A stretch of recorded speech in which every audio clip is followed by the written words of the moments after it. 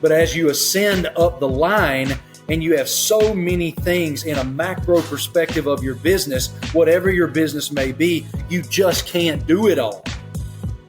Growth requires delegation, and delegation equals self-confidence.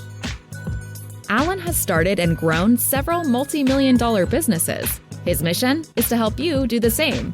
Welcome to the Business Growth Pod, building the future one entrepreneur at a time. Hey everyone, welcome to the Business Growth Pod. I'm your host, Allan Draper. In business, leadership can be quantified in a variety of ways, from employee satisfaction surveys to net revenue. In sports, it often comes down to championships. Championship coaches are in a unique position to share their thoughts and ideas about leadership and what it takes to become a great leader. And Marty Smith got a front row seat to exactly that. Marty is an interviewer and storyteller for ESPN, as well as the New York Times bestselling author of his 2019 memoir, Never Settle. His new book shares the stories, perceptions, and ideas of championship coaches, including Nick Saban, Kirby Smart, Mac Brown, Tom Izzo, and many others. It's called SIDELINE CEO, Leadership Principles from Championship Coaches. Marty, thanks for the time. Allan, I'm so grateful, brother. Thank you for giving me the platform to chat about it and that amazing introduction. Yeah, it's funny.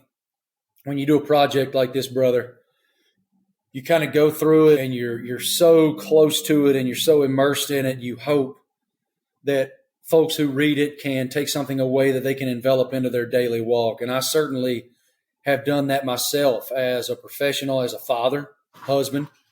But it really is a who's who. When you name those folks, every single one of these individuals have achieved at the absolute highest level. And you said it really well there. When you're in the sporting landscape, you win or you're gone. And each one of these individuals are elite, historic winners. Many of them are Hall of Fame coaches. And how about this number? Among them, there are 55 total championships, either in at the collegiate level or the professional level. Of course, I interviewed Doc Rivers too. He won a championship with the Celtics. So it's either the collegiate level or the pro level, and it's 55 total championships. It's really something. That's incredible. And, we're happy to get access to you, Marty, talk about this amazing book. We know that you're preparing for college football game tomorrow at Texas A&M. So we appreciate, I know you're in a public space. There's going to be some things going on behind you. That's not a problem at all. We're happy to have you. In the first chapter of your new book, there's a lot of ideas and concepts about leadership that get tossed around from all these great coaches. For you personally, how do you define what leadership is and what it means to you? Bringing people with you. I think that through trust of action and trust of words and following through on what you say, you build that trust. And you can't lead without trust. Trust is the most important foundation principle in leadership. If you have trust, you can move mountains. If you don't, you can't lead them out of a room, to quote Urban Meyer from the book. But I think that, I think about my own path, and I've been offered opportunity from so many different people, so many different individuals who had platforms that offered me opportunity and believed in me when I didn't believe in myself.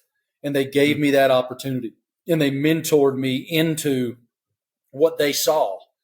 And I think that's what great leaders do. And it doesn't matter the context of what we're talking about. And there's another very important part of that, Allan. And I learned this from Roy Williams, and that is this. You don't treat everybody the same. You treat everybody fairly. And I thought that was such an interesting thing because we've heard so many times throughout our lives and walk and journey, man, I'm going to treat everybody the same. I don't care if you're the biggest star. I don't care if you're the guy at the end of the bench. I don't care if you just started at XYZ company or you're tenured 20 years. We're treating everybody the same. BS. You treat everybody fair because life is context and repetition. And the context for you is not the context for me, right? Because we learn at different rates. Our respective definitions from the leadership level are not the same thing based on what we've earned. And I just thought that was such an interesting perspective from those guys, and something that seems fundamental, but until it was verbalized, I never really thought about it that way. I think that when you're rubbing shoulders with leaders at that level, you get to benefit from the experiences and the lessons that they've gone through. And a lot of these folks have been around a really long time. I thought it was really interesting when Tom Izzo is talking about kind of his definition of leadership and how it was kind of a common theme throughout the book where, and you already mentioned it, where it's not leadership unless you're bringing people along, that leadership involves impact or influence. And Tom Izzo specifically said something like how he, in not so many words, but he's not a fan of this quote unquote leading by example, because that just means no one is watching you. What are your opinions of that aspect of it, of leadership, this requirement of, hey, we've got to bring people along with us, and not all people are going to react the same? I do believe you can lead by example, myself, but like you look at Kobe Bryant, okay, at the player level, Kobe Bryant led by example because he was the first guy in the gym, and while all the other guys were going out to the club at night, he was like, I'm going to work. So it's on you guys to meet my level of personal expectation of excellence, right? Now, Kobe brought them with him too. He led by example, but he also verbalized, demanded, and followed through. So I believe you can lead by example, but it's I understand what Coach is saying. Coach's point is he's in the gym by himself. He's working out by himself. He keeps to himself, all that stuff. And I understand that philosophy, and he's not wrong. But I think that there are certain outliers like Kobe. I mean, when he was saying that, the first thing that came to mind for me was, well, I feel like Kobe led by example. But then, if you study Kobe, which I've gone to Kobe Bryant masterclass, I study him all the time. I marvel at his willingness to be process over outcome. And we'll get to that in just a minute, Allan, because I think that's one of the most important things that's in this book. Because he was process over outcome, he demanded of others to be process over outcome. So, I mean, if you're okay, let's jump into that right now. I think, a lot of folks that are listening right now are entrepreneurs. They're people that are getting their businesses started and taking them to the next level. And it's really common for us as entrepreneurs and business owners to be focused on end results and to not realize that it's the process that's refining us. It's the process that's going to allow us to make those results replicable. And that as leaders, we have to make sure that we're encouraging that with our teams, that it's not just about what we're getting to at the end of the day. It's the process about how we're doing it. Completely agree. And two of the coaches with whom I chatted really broke it down in such a beautiful way. Nick Saban first and Dabo Swinney at Clemson University second. And I'll share with you, it was basically the same philosophy, only their communication in terms of how they delivered it was just a bit different in terms of phrasing. Okay, let's start with Saban. Saban says to me, in the Alabama football facility, there's a goals pyramid on the wall in the Alabama football facility. And that goals pyramid does not say win the Southeastern Conference championship. It does not say win the national championship. It says be a champion. Now think about the differences there, Allan, because if every day you're doing everything that it takes and exhausting yourself and self-demanding to be your absolute best self, then you have the opportunity to be a champion. And if you're a champion, then you thereby might have the opportunity, if everyone collectively is being a champion, to what? Win a championship. Yeah. It's an inside-out approach. And Dabo Swinney said it to me this way. Clemson's sort of mantra is best is the standard. It's the same principle as be a champion. But I loved how Coach Swinney said it to me. He said it this way, all right? If you're worried about being the best, then there's the anxiety of being the best and worrying about the outcome. And thereby there's no joy in the journey. The joy is in the journey. So if you're working inside out and you're working every day to be your best and find your best, then you will have the opportunity to be the best. And I just think it's funny how that tiny little difference in semantics has such a dramatic impact on the philosophical approach to it. Because worrying about outcome brings anxiety with it and worry with it. You're not focused on every single play, as it were, in athletic parlance to get to the outcome that you desire. And so I just love that so much, that inside out approach. Be a champion, and best is the standard. I mean, I love what you're saying, Marty, because it's so replicable. If you're looking from the inside out, you're changing things and you're changing your perspective in a way that you can continue to replicate that regardless of what team you're on, regardless of what year it is or what you've accomplished in the past. And so having that perspective on process and what the individual is doing, makes that replicable. And I think that's fantastic. I love having these types of conversations. I love analogies and I love stories. I love the passion that you bring in your book. And I think this book is fantastic especially for business owners, because of what the stories, the quotes can tell them and teach them about their businesses, how they can apply them to their businesses. I love how you can analogize leadership in all different arenas. I love sports analogies because I love sports. How have you noticed the impact of your leadership style and what you've learned about leadership over the years and from the greats in your family, both as a husband and as a father? It's a great question. And I think it really goes back to presence, because as a father and as a husband and as a professional who works in a super high pressure, super transient business where we're constantly going and doing and moving, one of the hardest things to do as a driven individual is be exactly where your feet are. And shut your mouth and open your ears and be present for the people with whom you are currently in fellowship. You and I right now. I got 1,000 things to do. But it is incumbent as a father and as a husband that I am intentional about right now.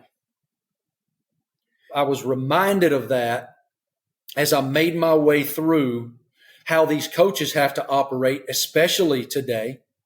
Because if you think about guys like Saban, Sweeney, Calipari, Smart, Izzo, they're getting the best of the best in their sports to come play for them. All right. And these are young people who have been told for a long time that they're God's gift to sports. So how do they stay present with that person, continue to affirm that person, but offer that person structure they may have never had? It's a very unique paradigm, right?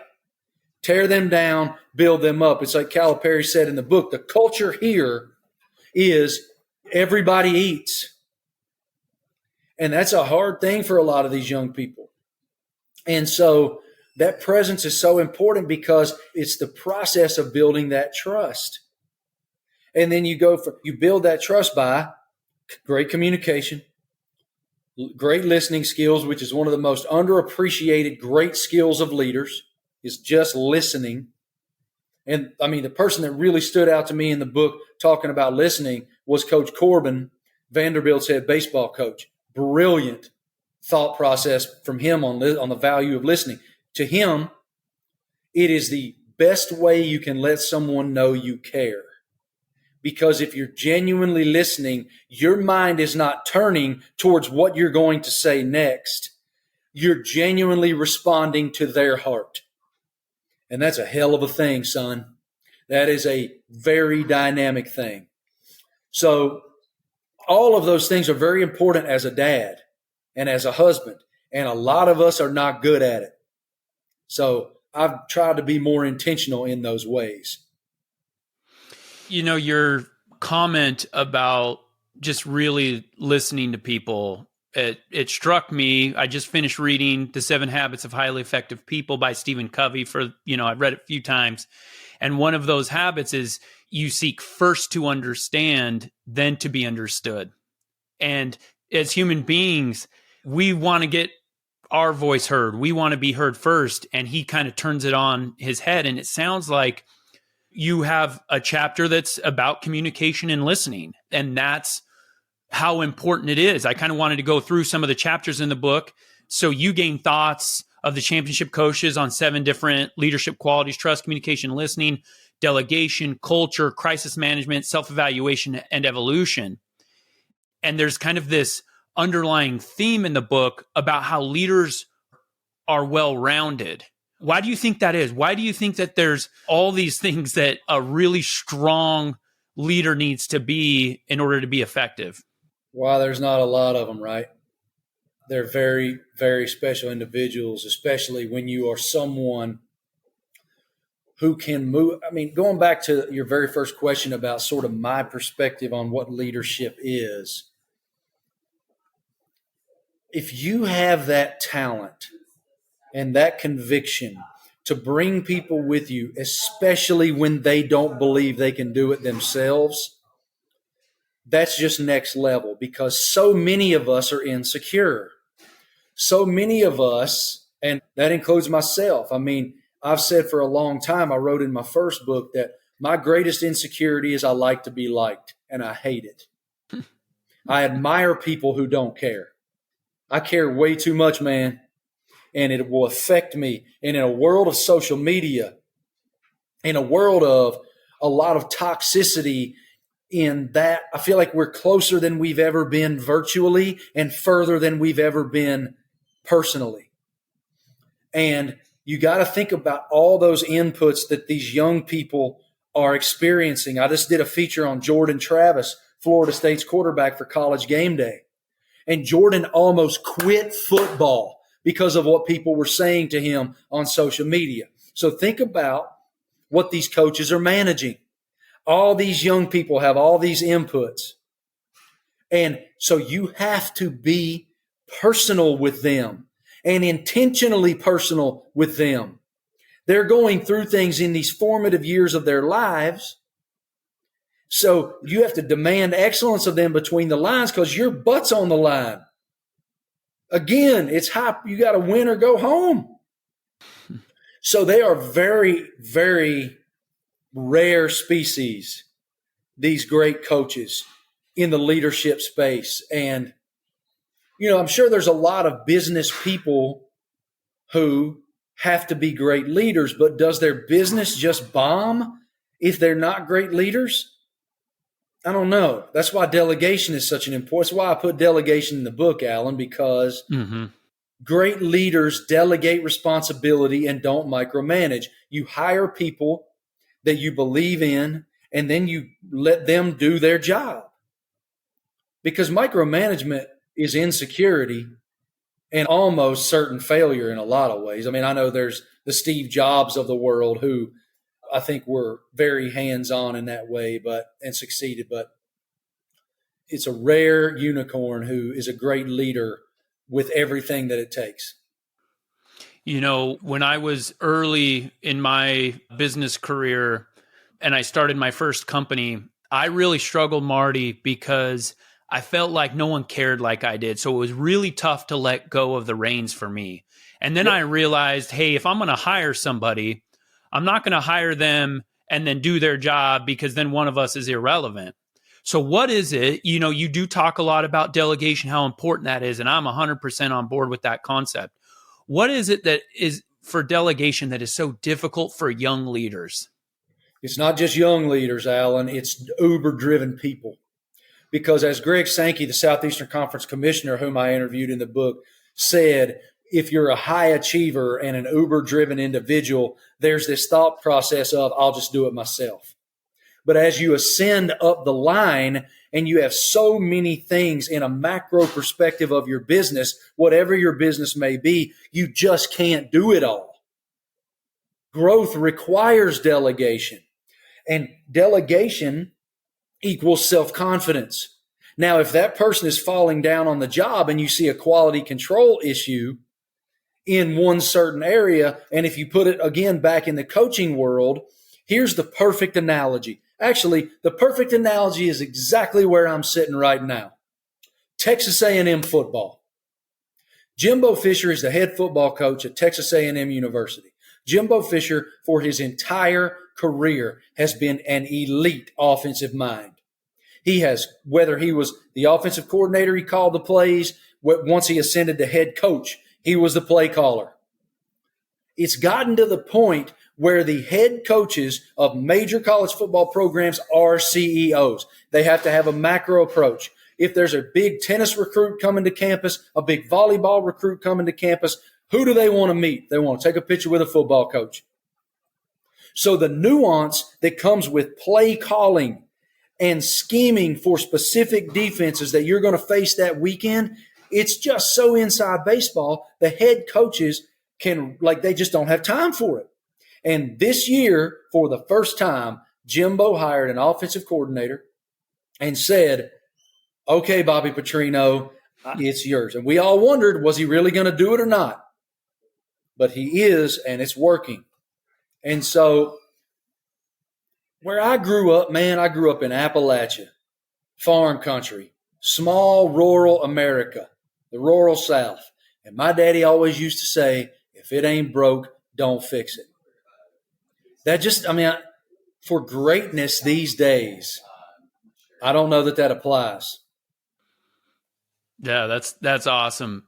Marty, I know you're short on time. I have a laundry list of questions here. We're going to have to save those for another day. I wanted to wrap up with one thought. You've interviewed some of the greatest coaches and rubbed shoulders with some of the greatest athletes and individuals in history. If there could be, one interview that you could take from either an athlete or a coach that you've never had the opportunity to take, who would that be and why? Michael Jordan. The answer is Michael Jordan. I was infatuated with Michael in every way when I was a kid. He transcended sport in a way that few before him ever did. And to this day, he's still this mysterious figure. And I've had the opportunity to be around Michael socially some. I would love the opportunity to sit down with him again with open-ended questions that let him share his truth, a closed mouth and open ears, and just learn. Because you think about this man's life, Allan, greatest of all time between the lines, and you'll never convince me otherwise. He's the GOAT. I know there's the LeBron, Kobe, Wilt Chamberlain, Magic Johnson, Larry Bird. People want to put – it's MJ. Then you look at the entrepreneur, okay? You look at the business mind. All right, the Jordan brand is one of the strongest brands in the world. He bought the Charlotte Hornets for $180 million from Bob Johnson, just sold it for $3 billion. Man knows how to do it. And so I have a trillion questions for him, and I respect him so much, so the answer is MJ. Love it. Marty, thank you so much for your time. We appreciate you. For those that are listening, go get the book. Go get the book. It's going to help you as a father. It's going to help you as a business leader. It's going to help you scale your businesses. It's going to help you solve problems. It's going to help you become a better human being. So, Marty, thank you for your time and look forward to staying in contact with you, my man. Allan, thank you, brother. I'm so grateful you gave me the platform. I'm sorry that we have to cut it short a bit as I prepare to go host a show here in College Station, Texas. But I'll tell you, before I let you run, I think those of you who are business leaders, business owners, young entrepreneurs, one thing that you do not sign up for, but almost invariably have to envelop into your path is crisis management. And that chapter in this book, I feel like the storytelling from these coaches of crises they've had to manage that are beyond your comprehension will really be impactful for you. And I believe that's the best chapter in the book Thank you so much, Allan, for giving me the platform. Thank you, guys. Please go check it out. I do believe there's a lot of lessons, quotes, moments that you'll be able to inject into your personal journey that will be beneficial to you guys. Thank you so much, Allan. I'm grateful, brother. Thanks, Marty. If you have enjoyed today's podcast, please leave us a rating. And for daily inspiration and business tips, follow Allan on Instagram. Until next time, remember, we build the future one entrepreneur at a time.